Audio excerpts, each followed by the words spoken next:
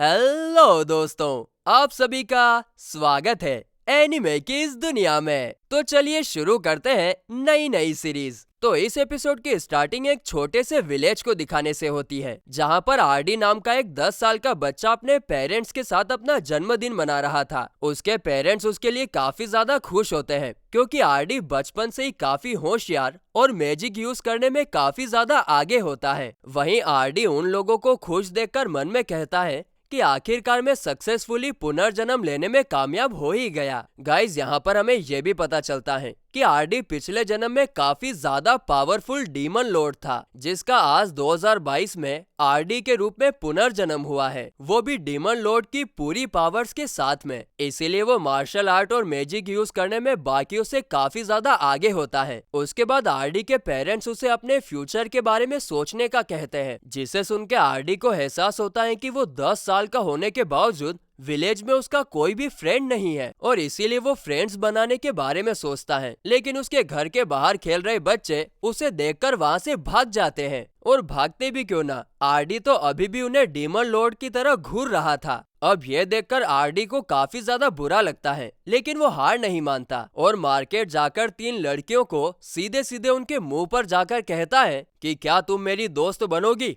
इसके बदले में मैं तुम्हारे कदमों में आधी से ज्यादा दुनिया रख दूंगा।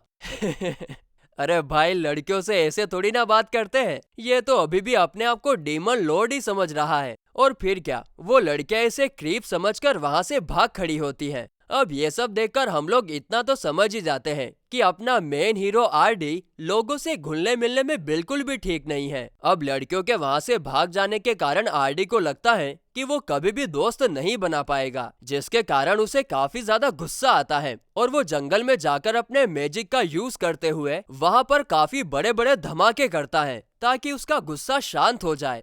तभी सीन कट होता है और हम आरडी को अपने घर के बाहर उदास बैठे हुए देखते हैं। तभी उसके पास मेयर नाम का एक बंदा आता है, जो उससे अपनी उदासी का कारण पूछता है। आरडी बताता है कि मैं दोस्त बनाना चाहता हूँ, लेकिन कोई भी मेरे साथ बात ही नहीं करता। जिस पर मेयर कहता है कि तुम सही अप्रोच से काम नहीं कर रहे हो, तुम्हें बस काइंडनेस और रिस्पेक्ट के साथ बात करनी होती है। अगर तुम ये दोनों चीजें सीख जाओ तो तुम किसी को भी अपना दोस्त बना सकते हो। अब ये सुनकर आरडी काफी ज्यादा खुश हो जाता है और वो तुरंत लोगों को अप्रोच करने के लिए जाता है। तो इस तरफ आरडी के पेरेंट्स मेयर से आरडी को सही सलाह देने के लिए थैंक्स बोलते हैं और चाय पानी के लिए इनवाइट करते हैं, जिस पर मेयर हैप्पीली एग्री करता है। तो दूसरी तरफ मेयर की बात मानकर आरडी 2 लड़कों को उसके साथ खेलने के लिए पूछता है। इसके बाद वो यही सेम चीज एक बार फिर उन्हीं तीनों लड़कियों पर आजमाता है, जो पहले उससे डरकर भाग गई थी। लेकिन बेचारा आरडी, उसको ये चीज ढंग से आती ही नहीं है। इस बार भी वो ओवर एक्टिंग कर देता है और इस बार भी ऐसा ही होता है। वो तीनों लड़कियां आरडी को पागल समझकर एक बार फिर वहां से भाग खड़ी होती है।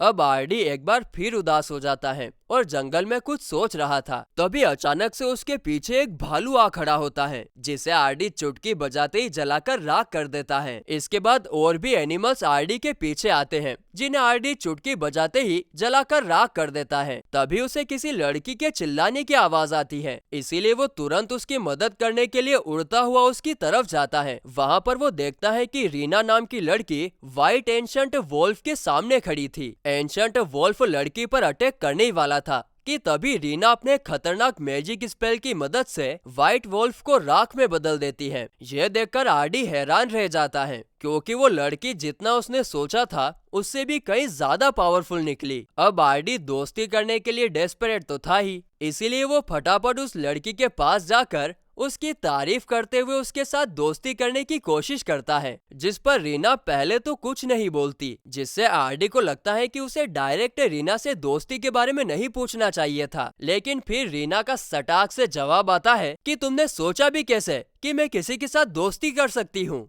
दरअसल गाइज, यहाँ पर रीना आरडी से भी ज्यादा शर्माती थी किसी के साथ दोस्ती करने में, और इसीलिए रीना वहाँ से भाग जाती है और आरडी एक बार फिर किसी से दोस्ती करने में फेल हो जाता है।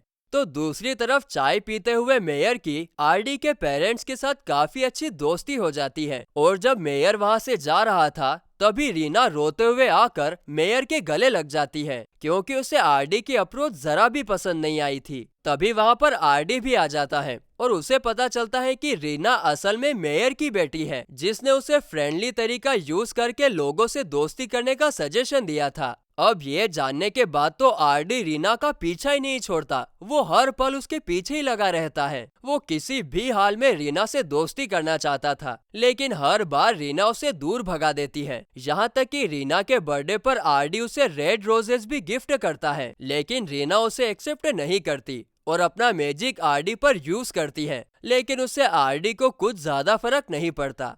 अब अगले सीन में जब रीना जंगल में भालू के साथ फाइट कर रही थी, तभी वहां पर आरडी आता है और वो चांद तारों का एग्जाम्पल देकर दीवाने आशिक की तरह रीना की खूबसूरती की तारीफ करने लगता है, जिससे तंग आकर रीना उसे क्रीप कहकर वहां से चली जाती है। तभी सीन कट होता है और हम आरडी को उसके रूम में कैलकुलेशन करते हुए देखते हैं। उसे समझ नहीं आ रहा था कि उससे कहां पर गलती हो गई जो रीना उसके साथ फ्रेंडशिप नहीं कर रही है। तभी उसे बाहर से लोगों के चिल्लाने की आवाज सुनाई देती है, जहां पर लोग इधर उधर भाग रहे थे क्योंकि विलेज पर गोब्लिन्स ने अटैक कर दिया था। आरडी अपने घर से बाहर आता है। वो देखता है कि गोब्लिन्स उन्हीं तीनों लड़कियों पर अटैक करने वाले हैं, जो उसे देखकर डर के मारे भाग गई थी। वो अपने मैजिक का यूज करने ही वाला था कि तभी उसके डैड आकर गोब्लिन्स को सबक सिखा देते हैं। आगे आरडी अपने डैड से इस सब के बारे में पूछता है, लेकिन उसके डैड कोई जवाब दे पाते उससे पहले ही मेयर आकर उनको इन्फॉर्म करता है कि रीना अभी तक घर वापस नहीं आई है, जिसे सुनकर आरडी को याद आता है कि रीना तो उसी से तंग आकर जंगल में और भी ज्यादा अंदर चली गई थी। वो सोचता है कि ये सब तो मेरी ही गलती के कारण हुआ है, इसीलिए वो मेयर और अपने डैड से कहता है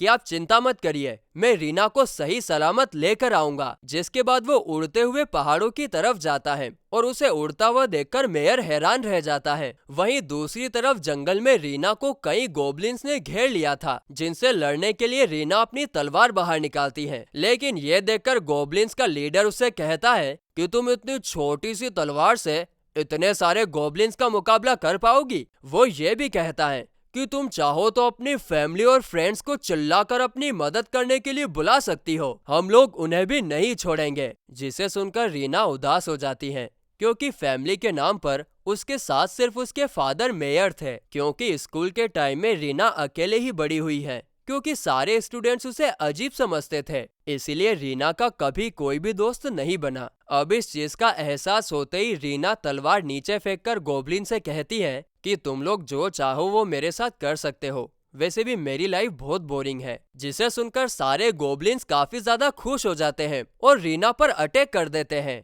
लेकिन तभी वहां पर एक बड़ा सा मैजिकल सर्कल बनता है और सारे गोब्लिन्स रीना से दूर जाकर गिरते हैं। और ये मैजिक करने वाला और कोई नहीं बाबू मोशाय बल्कि आरडी था, जिसे देखकर रीना पहली बार उसका नाम पुकारती है। और ये सुनकर तो आरडी के पेट में गुलगुले उठ जाते हैं, वो काफी ज्यादा खुश होता है। तो वहीं आरडी को देखकर गोब्लिन का लीडर कहता है, तुम्हें यहाँ नहीं आना चाहिए था, अब हम लोग तुम्हें भी जिंदा नहीं छोड़ेंगे। जिसे सुनकर आरडी सिर्फ अपने आंखों की मदद से कई सारे छोटे मोटे गोब्लिन्स को निस्तेनाबूद कर देता है, जिससे डरकर लीडर वहां से भागने की कोशिश करता है, लेकिन आरडी उसे भी अपने छोटे मोटे गोब्लिन्स के पास भेज देता है। और इस तरह से आरडी ने अपने होने वाली प्रिंसेस की जान बचा ली। तो दूसरी तरफ मेयर को पूरा यकीन था कि अगर आरडी ने प्रॉमिस किया है तो वो रीना को सेफली जरूर वापस लेकर आएगा। लेकिन इस तरफ रीना काफी ज्यादा उदास होती है, क्योंकि वो गोब्लिन्स के हाथों मरना चाहती थी,